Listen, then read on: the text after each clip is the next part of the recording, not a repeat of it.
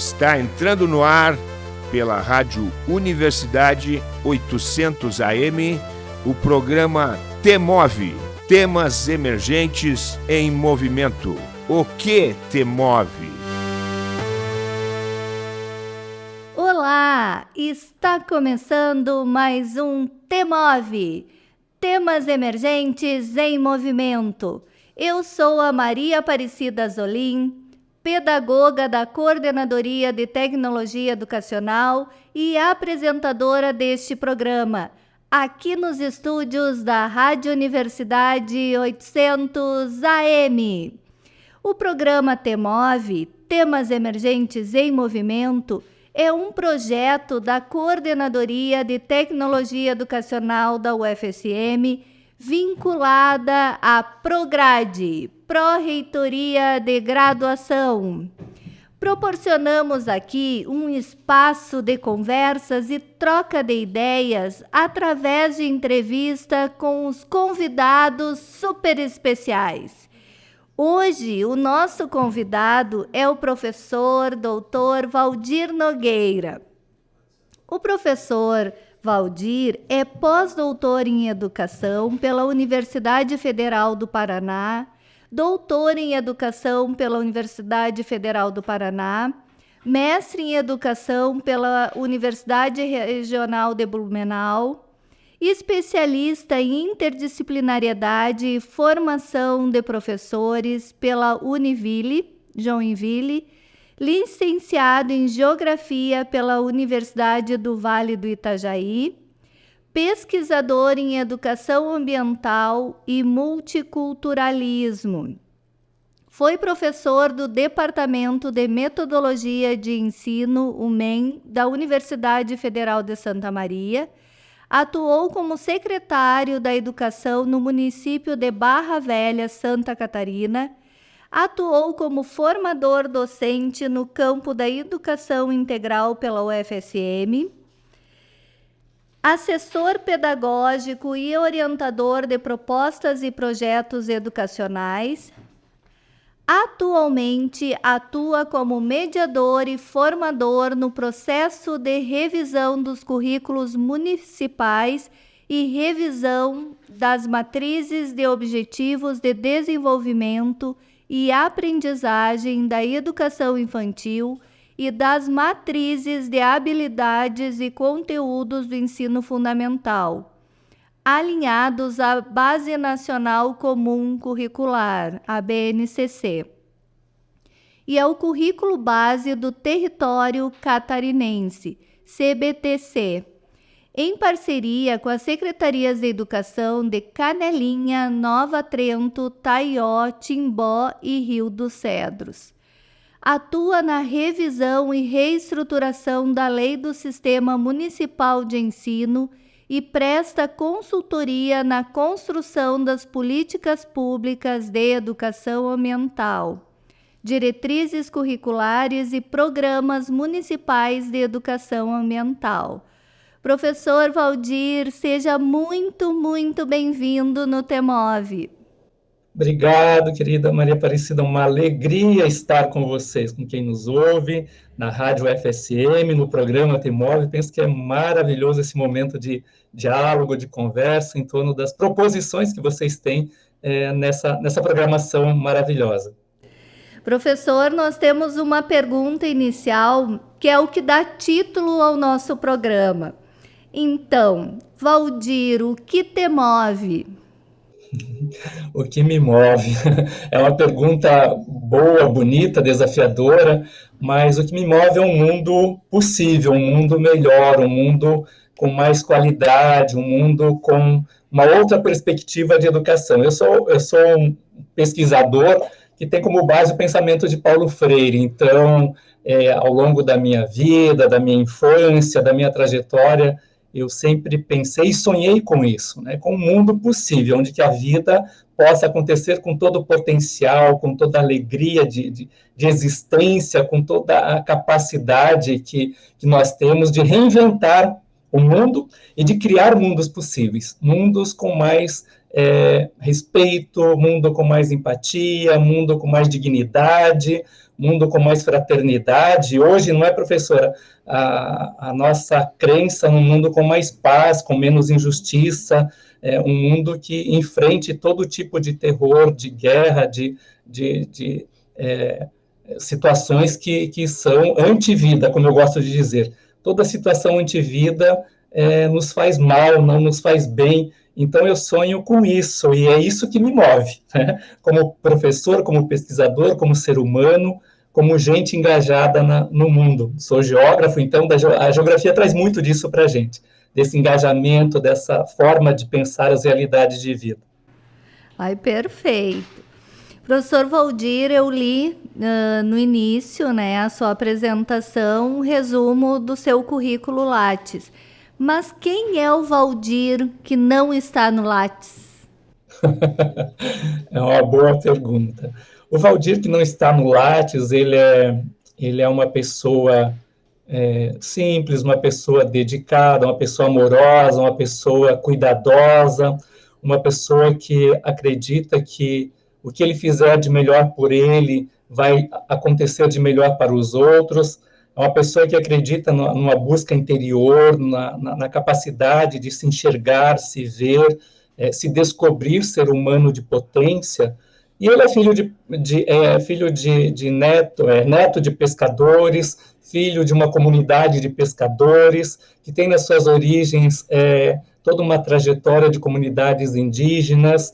Então, essa relação entre a pesca, a cultura indígena e a cultura açoriana compõe quem é essa pessoa, professor Valdir, engajada no mundo e que sempre pensa que olhar para si, mergulhar em si mesmo, encontrar os seus desafios próprios e se encorajar, enfrentando-se diariamente, essa pessoa amorosa, essa pessoa que se dedica às coisas que faz a partir daquilo que ele acredita, que ele sonha, que ele intenciona, que ele pensa em fazer melhor para os outros, mas sempre primeiro fazendo o melhor para si.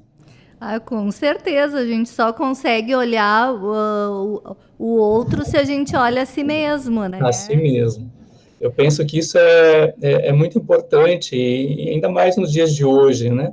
Essa capacidade de nós nos reinventarmos, de nós entendermos quem nós somos, de nós mergulharmos naquilo que o Maturana e o Morin definem como a natureza humana. Então, toda a nossa condição de existência, o nosso modo de vida, todo esse olhar para a diversidade da vida. Então, nós estamos imersos nisso, né? E eu não posso me ver diferente disso, não posso me ver separado do meio, da cultura, da sociedade, das relações que me preocupam com a humanidade. Então, eu sou essa pessoa que, na minha diferença, no meu modo diverso de ser, na minha capacidade de olhar para quem sou, né? O que eu faço, eu penso que isso traz muita contribuição às pessoas. É tão interessante, eu estava recentemente num evento de educação integral, por conta da proposta atual, né, da escola em tempo integral,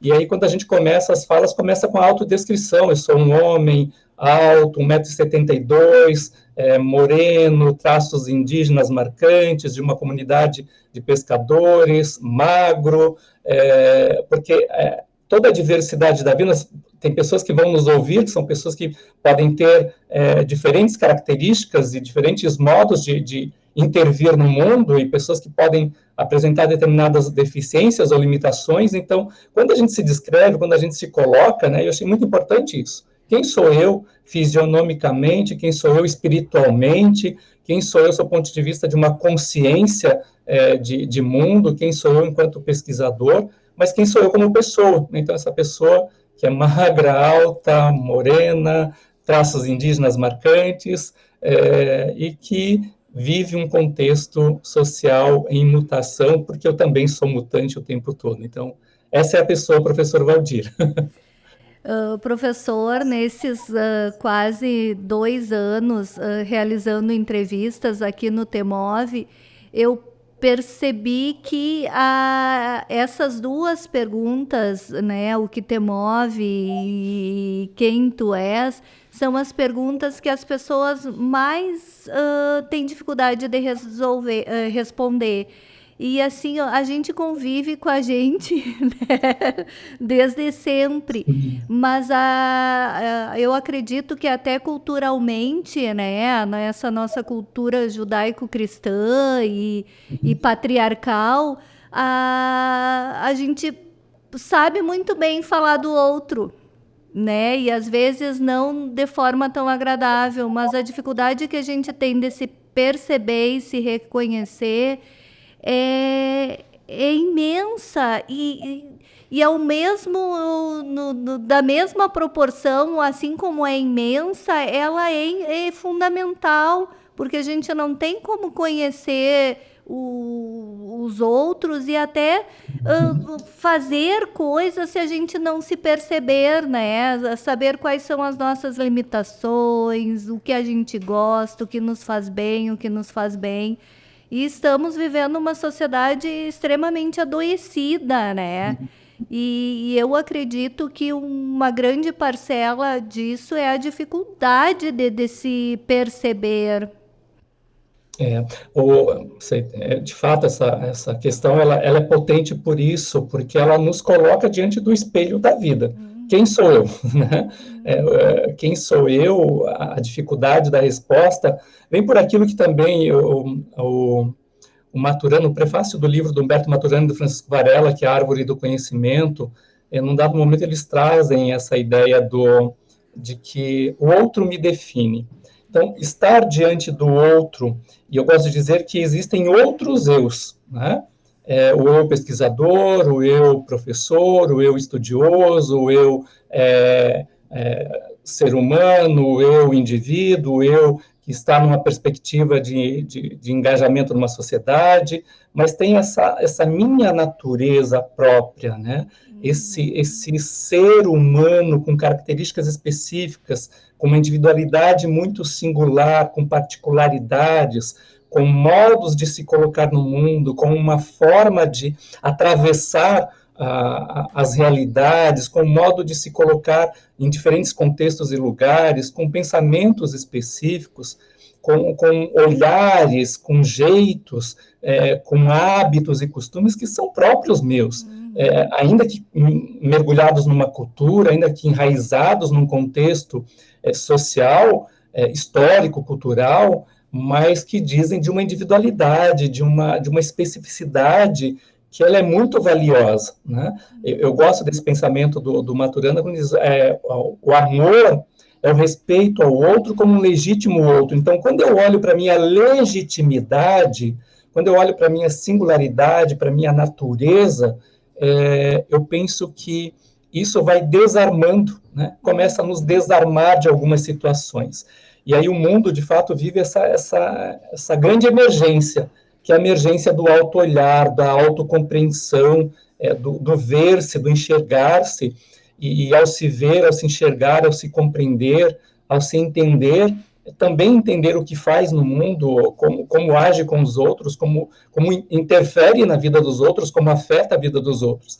E aí a nossa responsabilidade com quem nós somos, a nossa responsabilidade com essa individualidade, que ela é sagrada, que ela é linda, que ela é bonita, a nossa responsabilidade, como coloca o Hans Jonas, né, essa responsabilidade ética com quem eu sou como pessoa, quem eu sou na minha natureza, quem eu sou na minha individualidade, quem eu sou enquanto preciso de silêncio, de espiritualidade, preciso da contemplação, preciso da música, preciso da dança, preciso da poesia, preciso da literatura. Então, isso me constitui humano, pessoa, sujeito, indivíduo, que vai aprendendo de si mesmo, consigo mesmo, nesses outros eus que me configuram, né? E esses outros eus que me configuram me permite, de fato, enxergar para as outras pessoas, para os outros contextos, e sempre me perguntar como, a partir de mim, de me reconhecer pessoa também com deficiências, com dificuldades, com limitações,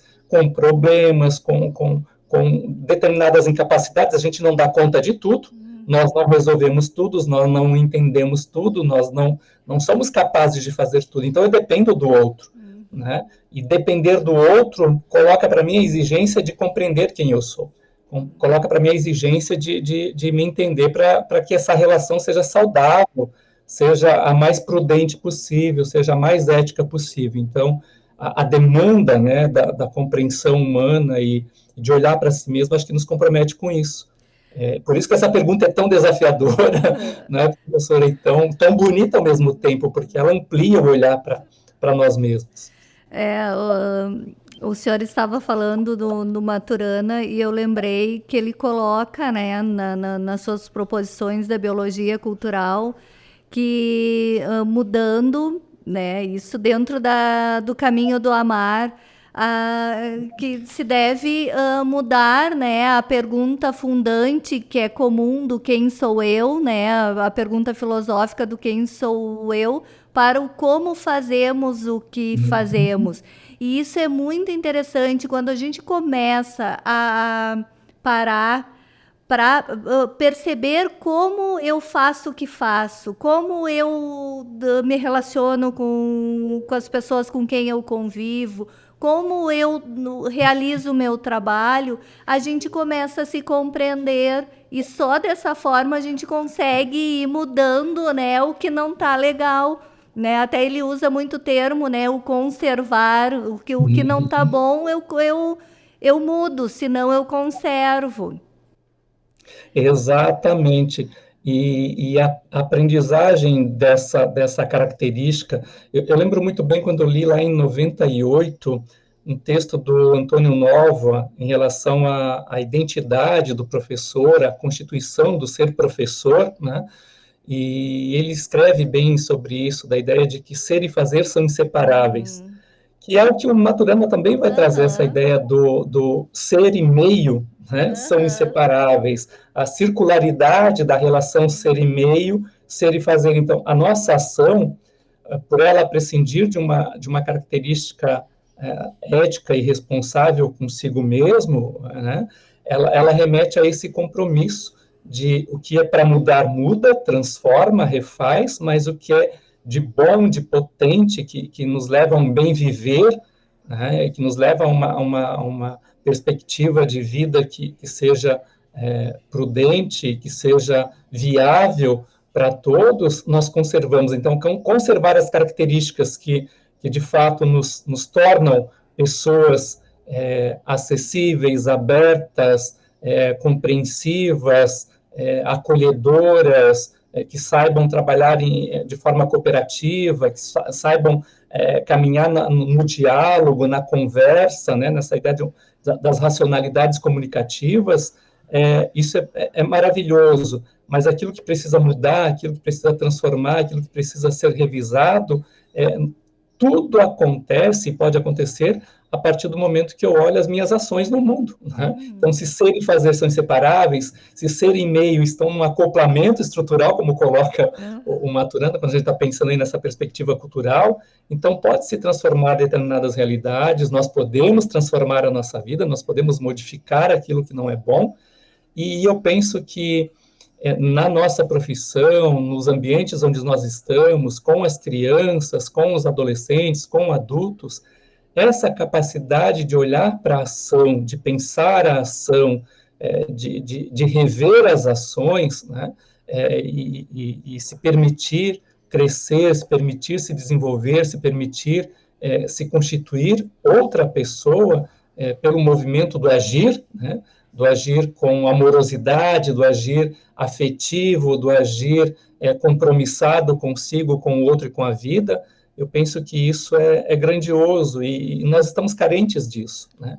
De olhar para as ações, de olhar para as nossas atuações, de olhar para os modos de intervir no mundo e ver como nós podemos culturalmente, socialmente e ambientalmente, fundamentalmente isso, porque nós estamos integrados, conexos, nós somos fio do tecido que é a vida no planeta Terra, mudar as nossas ações, porque hoje em dia o que mais nós temos carência é disso, de olhar para o modo de agir, de olhar para o modo de intervir, de olhar para o modo de estar, como eu estou pessoa, como eu estou ser humano, como eu estou sujeito, né? Como eu estou nos diferentes lugares, com os diferentes seres vivos. Então, a ação nos compromete, vai dizer o Maturana, a ação nos compromete. E ela nos compromete pelo conhecer, e o conhecer nos leva a desenvolver outras formas de estar no mundo. Então, quem conhece se compromete, porque ao conhecer a ação, ao entender, ao investigar, ao analisar, ao refletir, ao se colocar diante do que fez, do que faz, se compromete com o mundo pelo conhecer e se compromete com o outro pelo conhecer. Mas primeiro se compromete consigo, né? Porque se as minhas ações, os meus atos, as minhas investidas no mundo, o meu conhecer sobre não me compromete com, então também não é comprometer-se com o outro, né? Então isso é uma forma de ver, de enxergar a nossa intervenção no mundo que eu penso desafiadora. Com certeza. Professor Valdir, em seu livro Professor como Potencialidades, Escola como Possibilidade, de 2016, o senhor escreve sobre a construção de projetos de mundo, de sociedade e de cidadania felizes, mostrando os potenciais de empoderamento da vida, focando na valorização dos profissionais da educação, nas relações interpessoais no ambiente de trabalho, no sentido da educação sustentada em valores humanos, na urgência da aprendizagem, da compreensão humana, da formação de espíritos altruístas e solidários.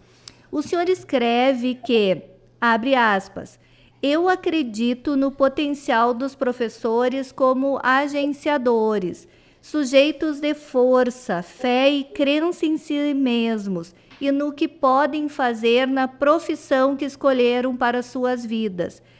Essa crença é fundamental que seja defendida aqui e acolá. Do mesmo modo, acredito na escola como lugar das possibilidades de sonho e de vida. Essa também é uma crença que anseia por defesa e luta. Fecha aspas. Professor, eu gostaria que o senhor falasse um pouquinho dessa obra, que assim, quem está nos ouvindo, que não leu, eu recomendo. Realmente um livro assim, muito potente. Esse livro ele nasce de uma conversa com professores em Luiz Eduardo Magalhães, na Bahia, e desafiado a pensar justamente esse lugar, escola, né, enquanto lugar de possibilidades, de projeção, de outras formas de atuação da própria escola, das pessoas que lá estão, que são pessoas que fazem a escola de fato. A escola não é uma construção de paredes, a escola é uma construção humana, a escola é um lugar de vida. O Gadot fala disso, né, que escreve sobre isso, que a escola é um organismo vivo. E então é um lugar de vida, é um lugar onde a vida pode se experimentar, pode se refazer, pode se reinventar, ela pode ser criativa. A escola é esse lugar, porque na minha vida a escola foi esse lugar. Na minha infância, a escola ela foi vital para mim, por conta das situações que eu vivenciava, que eu enfrentava em casa, na minha realidade, no contexto onde eu vivia, a escola ela foi vital para mim.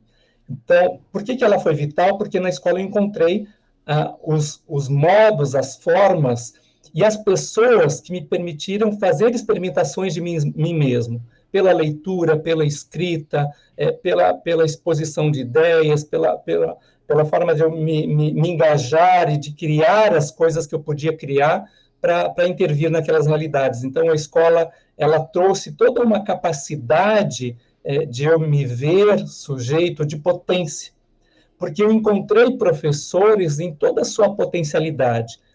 Ainda que a escola lá da década de 80, início da década de 80, mas uma escola potencial, uma escola possível, uma escola que não dizia para mim que ela era feita de paredes, mas feita de pessoas, O Moacir Carneiro tem um livro poético que fala sobre isso, A Escola Sem Paredes, né? E eu encontrei essa Escola Sem Paredes, onde o brincar era um brincar que era permitido criar, onde o ler era um ler que era permitido ler, pensar, imaginar e se colocar em outros mundos, em outros lugares. Então, essa escola é a escola do possível, né? Essa escola é a escola da reinvenção, é a escola da criatividade, é a escola da projeção, é a escola que te coloca em outros lugares. E nesse lugar de escola, eu via os professores e enxergo os professores, e entendo os professores como sujeito de possibilidade. A nossa capacidade de sonhar, a nossa capacidade de criar outros projetos, a nossa capacidade de reinventar lugares com os alunos, com os aprendentes, né? Eu gosto de pensar que do Hugo Asman, traz lá na década de 80 a ideia das comunidades aprendentes. Então, essa escola, quem tem esse professor que enxerga em si essa possibilidade de intervenção, de estar no mundo de uma outra forma, porque ele cria, porque ele projeta, porque ele se vê além com as crianças, com os adolescentes, com os jovens, com os adultos, é o sonhado nesse livro. E eu penso que, a partir do livro, criar projetos mundo, né, que é um outro livro depois que a gente vai pensar com a professora Sônia, o NPMA, né, Nosso Projeto Mundo, ele nasce aí dessa conversa com essas professoras, com esses professores, porque é possível isso. Que outro projeto de mundo, que outro projeto de sociedade, que outro projeto de vida, que outro projeto de cidadania nós podemos construir? Acreditando que o professor é uma possibilidade e que a escola é o lugar para isso, que a escola é o lugar do possível. Que desenhos de mundo eu posso criar com as crianças da educação infantil, que desenhos de mundo eu posso criar com as crianças dos anos iniciais, os adolescentes dos anos finais, com os jovens no ensino médio, que outros desenhos, que outras estruturas, que outras arquiteturas de mundo eu posso criar nesses projetos de sociedade, nessas reinvenções.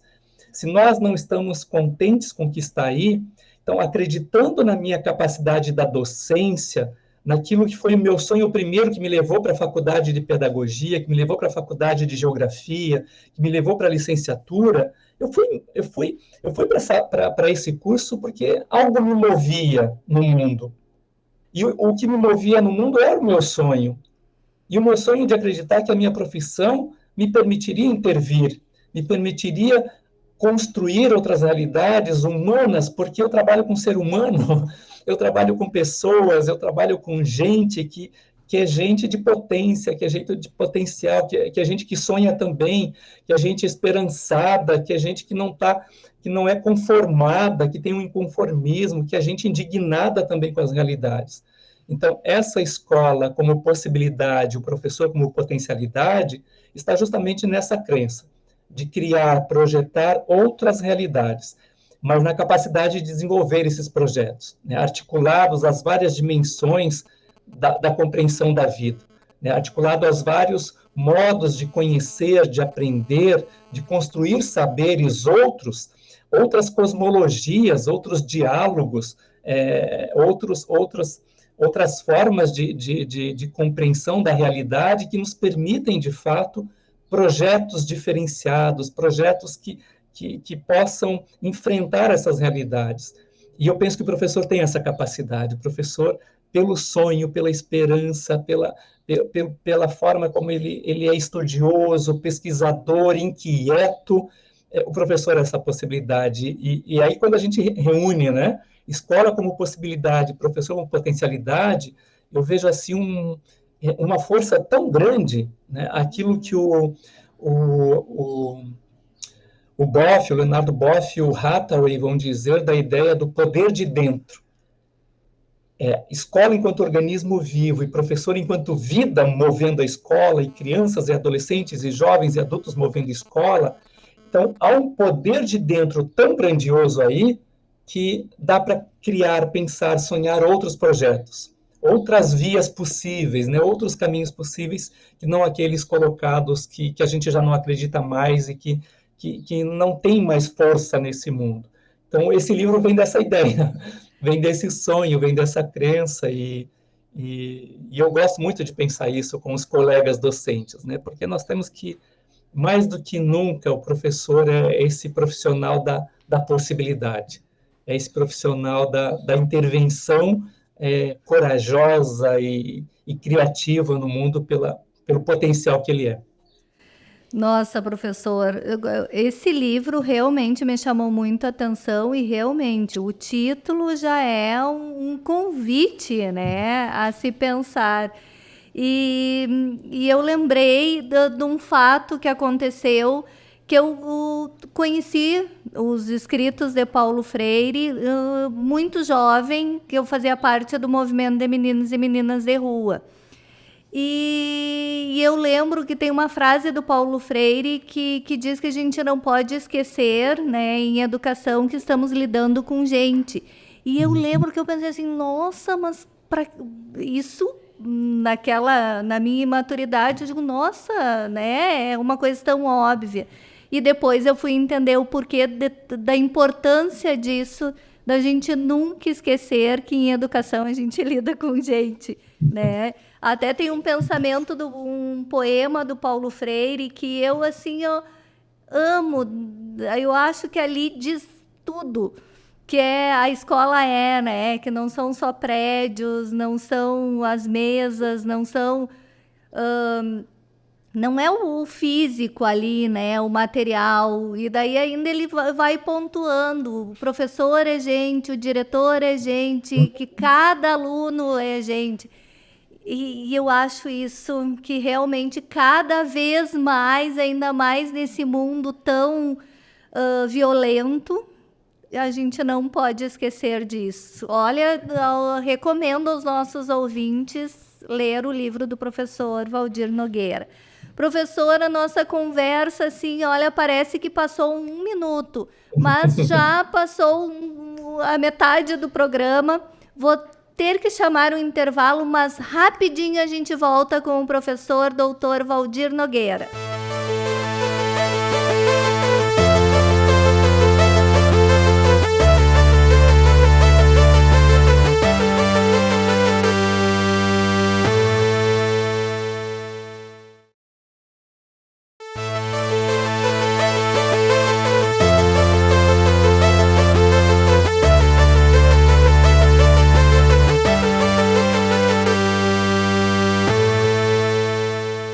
Estamos de volta com o TEMOV. Para você que ligou o rádio agora, seja muito bem-vindo, seja muito bem-vinda. Eu sou a Maria Aparecida e você está ouvindo o programa TEMOV pela Rádio Universidade 800 AM. Hoje, com a presença do professor Dr. Valdir Nogueira. O TEMOV é um programa de conversas e troca de ideias através de entrevistas semanais com os nossos convidados. Trataremos sempre assuntos sugeridos pelos parceiros dos temas emergentes. Professor, gostaria que o senhor também falasse um pouquinho sobre um outro livro que o senhor publicou em 2022, que é o livro Um Chamado, Ele Estava Lá. Que esse livro, ele é um testemunho em forma de diário da sua experiência de fé, escuta e oração vivenciada em 4 anos, enquanto o senhor estava fazendo o seu doutorado. Eu achei assim muito, muito interessante. Fale um pouquinho sobre esse livro.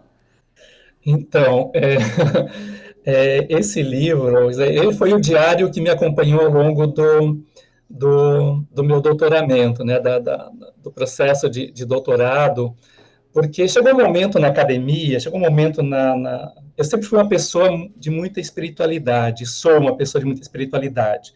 Eu sou de fé, uma pessoa de fé e de crença imensa no mundo espiritual, porque eu acredito que essa é uma dimensão humana importantíssima, né? Cada um de nós e todos nós, nas nossas diferenças, das nossas diversidades, todos nós em cada lugar do mundo, tem e a encontra no divino, no sagrado, nas forças da natureza ou não, na mística, essa conexão com a espiritualidade. E eu sempre fui, né, e sou essa pessoa. Só que quando eu comecei a fazer o doutorado, nos primeiros anos, isso entrou em confronto. Houve um conflito muito grande. E eu meio que comecei a perder essa fé, né, e me esvaziar disso. Mas não entendia eu que o esvaziamento era necessário para uma ressignificação. Até o momento que, numa conversa com a minha orientadora, ela diz, mas você não é uma pessoa de fé? Como é que você perde a fé? Você não acredita na humanidade, você não acredita nos professores, você não acredita naquilo que você faz? Como é que você pode não mais acreditar na sua fé, naquilo que você traz como dimensão do sagrado na sua pessoa, na sua construção identitária? E eu pensei muito nisso, né? Já com 2 anos de doutorado, quase que meio perdendo a minha fé, e eu decido, nesse movimento inicial, fazer uma experiência de registro da minha caminhada, acompanhada também de uma caminhada de oração. E aí tudo que vai acontecendo comigo no doutorado, eu vou registrando, contando nesse diário, momentos de orações, momentos de encontros. Eu sempre trabalhei, por 19 anos, eu trabalhei com a Pastoral da Juventude. Então, a Pastoral da Juventude, ela está muito ali relacionada às comunidades de base, né? E eu começo daí. Então, eu tenho essa história carregada comigo. E perder, de repente, deixar tudo isso cair, né? E entrar no vazio, entrar no limbo, foi desafiador. Então, essa experiência de escrita no diário me fez registrar tudo que eu vivia na academia, todas as minhas questões pessoais, foi quase que uma autoterapia, né? Um movimento psicanalítico aí de compreensão de si mesmo. E eu registro, então, do diário, depois eu decido publicar, para que outras pessoas tenham conhecimento da importância da fé, da importância do movimento, da relação entre ciência, entre razão e espiritualidade, entre razão e fé. Então, eu me encorajo e decido tornar ele público, o meu diário, por conta disso, porque a gente não pode jamais deixar de lado, por mais que a gente caminhe, aprofunde os estudos e mergulhe na teoria e busque entender que tudo é explicado e tem explicação, mas a fé é aquilo que se sente, né? A fé é sentir. A fé, ela nos leva a outras dimensões da nossa natureza e daquilo que somos enquanto humanos. Então, eu não posso perder a minha fé e eu não posso perder a minha crença de que há algo maior, há algo que nos conduz. E se eu digo que hoje, né, o que me conduz, e quando eu termino a minha tese, eu escrevo isso, que a sabedoria que me conduziu a escrever com sabedoria a minha tese é uma sabedoria divina, e o divino habita em mim, né, e o divino está comigo, e eu não sou sem essa dimensão divina na minha vida. Então, o diário traduz isso, o diário conta essa experiência, e o diário escreve, né, ele é o registro disso, esse livro é o registro disso. E é um registro bonito porque é o Valdir, humano, pessoa, sujeito de si mesmo, pensador, pesquisador, corajoso ao colocar que ele não é sem a dimensão da espiritualidade, né? E Deus é algo que não pode, né? Eu não posso viver sem essa compreensão. Há uma explicação, sim, científica para tudo, há uma explicação racional, há uma explicação que a gente consegue detalhar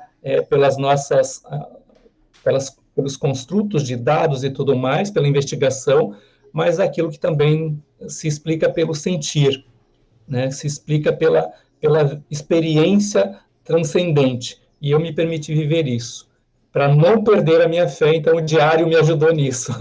E foi uma experiência linda, maravilhosa, que eu trago até hoje comigo. Eu acredito assim que existe muita confusão e as pessoas às vezes acabam se aproveitando dessa questão entre a religiosidade e a espiritualidade, que são coisas totalmente diferentes, né? A religião é uma coisa externa, né? É uma instituição. E a espiritualidade é algo interno que está em nós. Eu assisti uma entrevista do padre Fábio de Mello, onde o Bial perguntou para ele se ele tinha certeza da existência de Deus. E a resposta dele, para mim, foi assim, ó, fantástica. Ele disse assim, se eu tiver certeza, eu não preciso ter fé. Né? A fé é exatamente acreditar no inacreditável. E eu acredito, também compartilho da tua crença, da tua fé. Eu acho assim, e Deus, ele está em mim. Ele faz parte de mim. E eu chamo de Deus, mas poderia ter outras denominações, mas ele está em mim. Ele é algo que está juntinho. Juntinho, e não dá para separar, Não né, dá para Maria separar. Aparecida? Porque, como pesquisador da multiculturalidade, sim, né, a religião ela está presente na história do mundo, na constituição da nossa humanidade, pelas diferentes matrizes, né?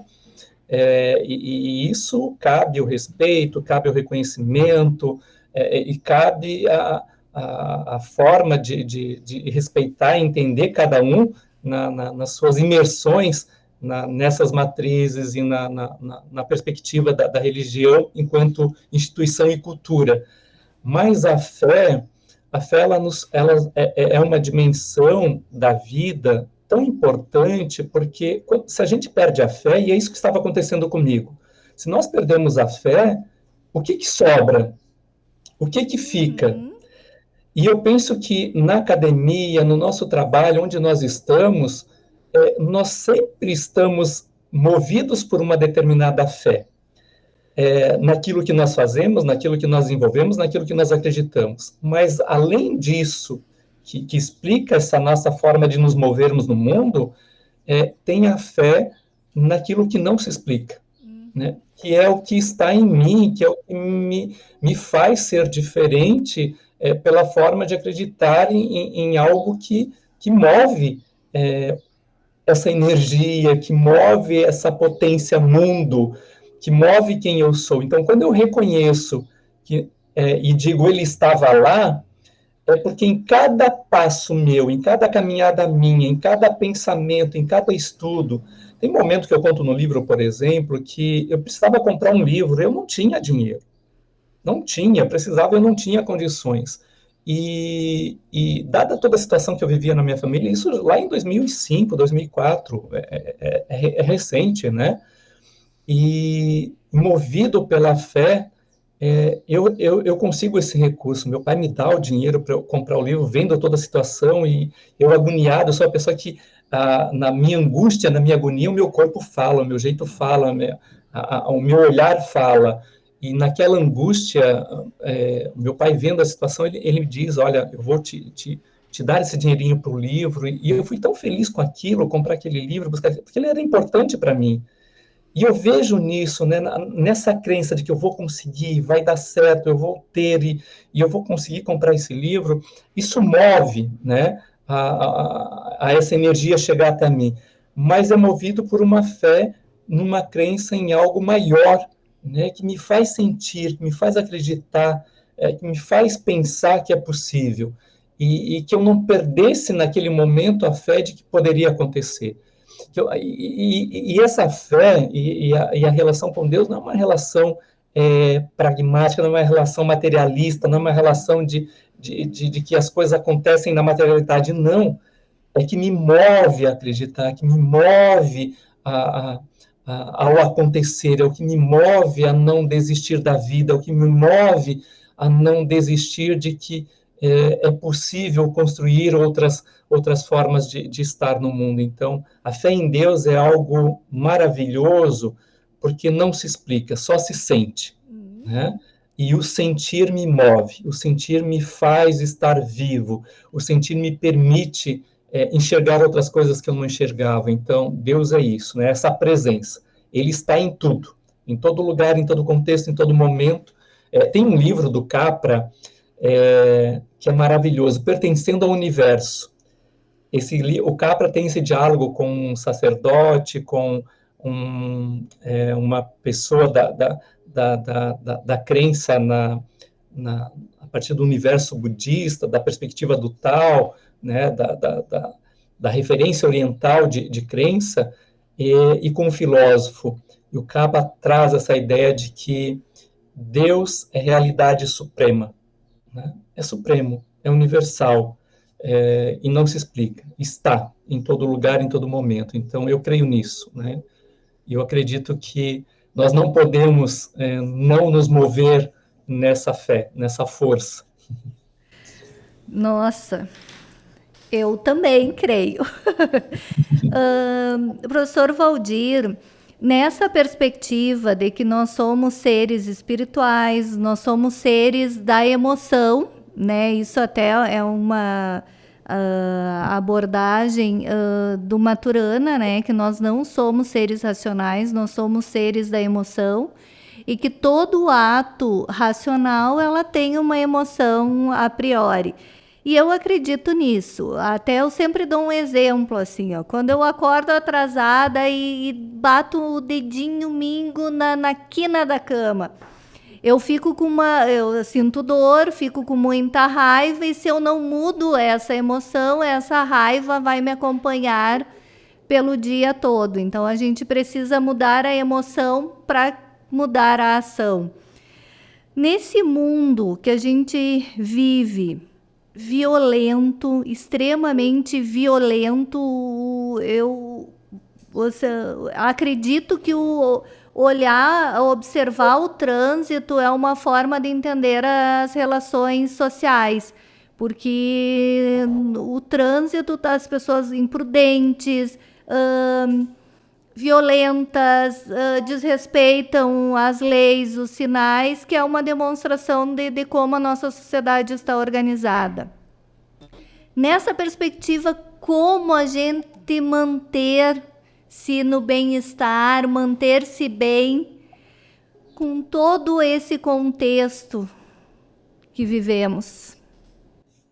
Que desafio!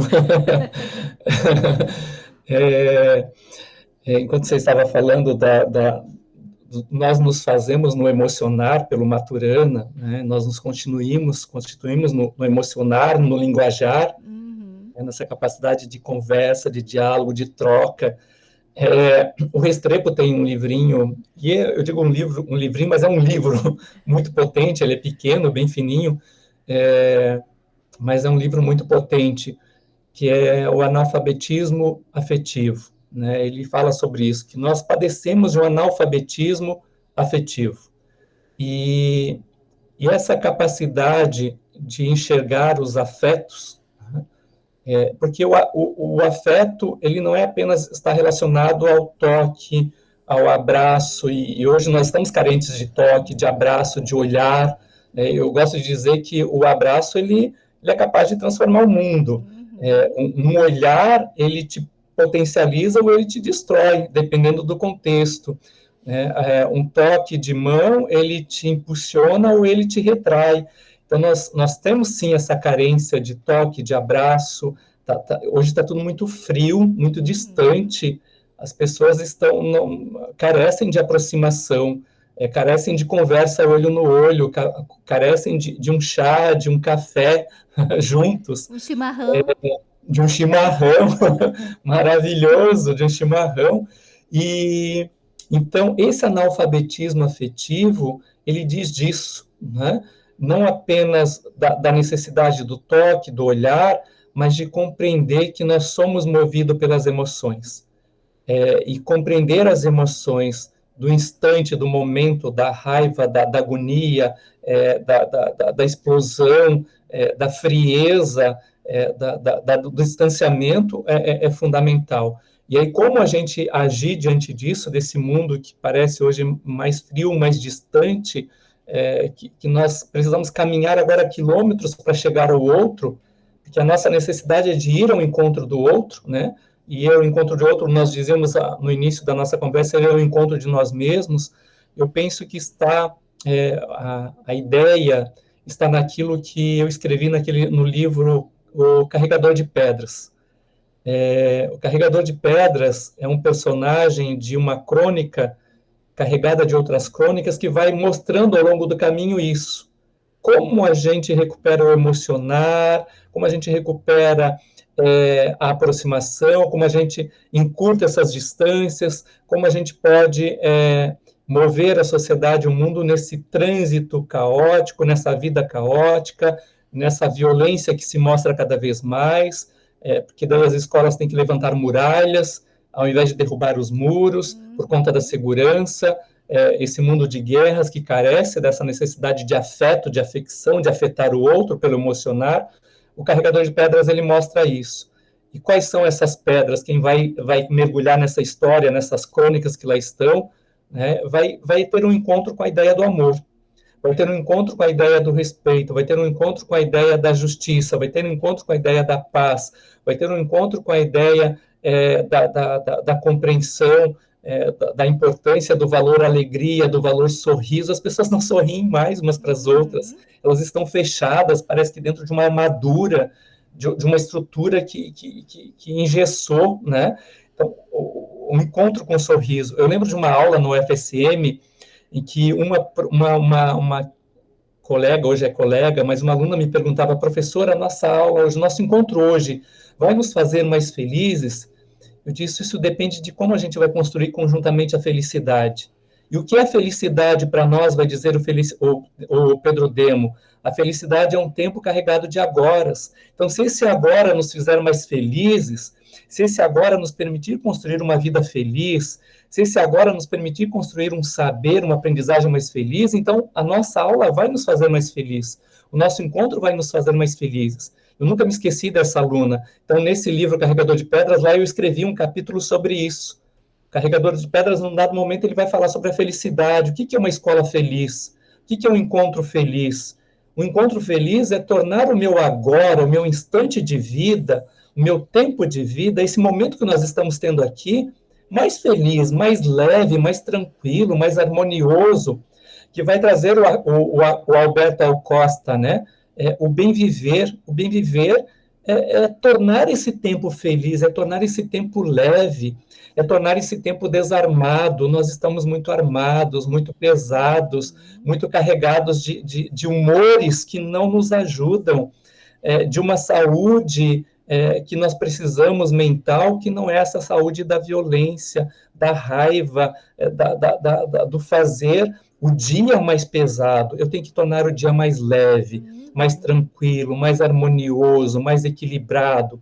E se eu preciso de música para isso, eu vou colocar música no ambiente. Se eu preciso de poesia para isso, eu vou colocar poesia no ambiente. Se eu preciso de alguém que dance e eu preciso de arte, eu vou colocar a arte nesse ambiente. Porque são esses outros caminhos que vão tornar a vida mais tranquila, mais leve, mais harmoniosa, menos doentia, menos pesada, um mundo menos feio, como coloca o Paulo Freire, um mundo mais bonito e menos feio.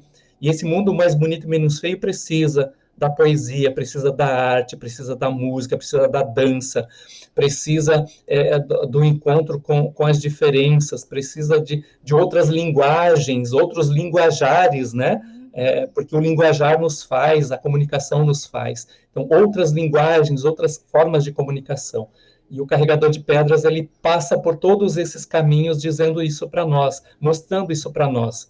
Como a gente pode atravessar um mundo hoje tão pesado, tão violento, tão difícil.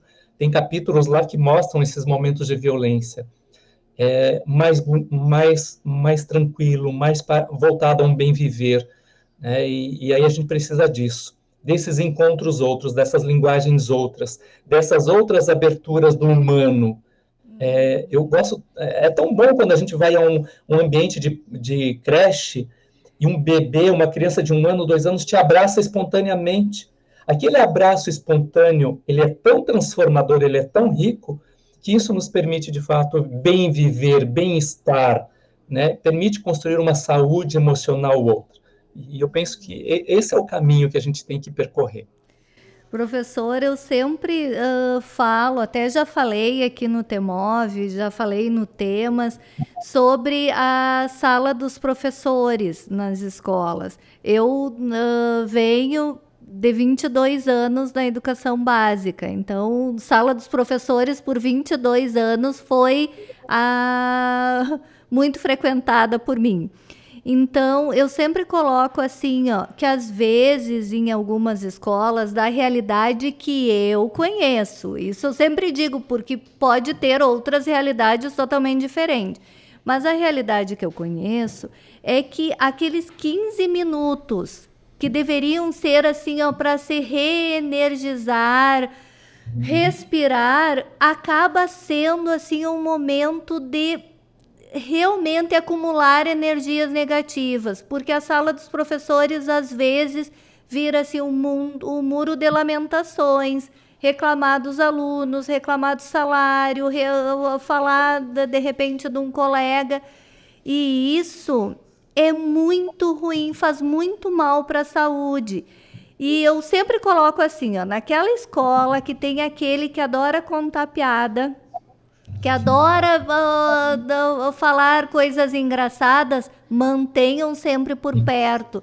Porque se aquele horário do recreio for usado para brincar, para dar risada, para falar bobagem, aqueles 15 minutos se transformam em 15 minutos de saúde. Ao contrário, se esses 15 minutos for usado para reclamar e para falar coisas ruins, a pessoa vai sair de lá mais tensa, mais estressada, mais cansada. Então, o rir, isso as pesquisas comprovam, né? O aumento da serotonina é fundamental. A gente precisa realmente de um mundo menos feio, mais alegre, mais leve, mais feliz.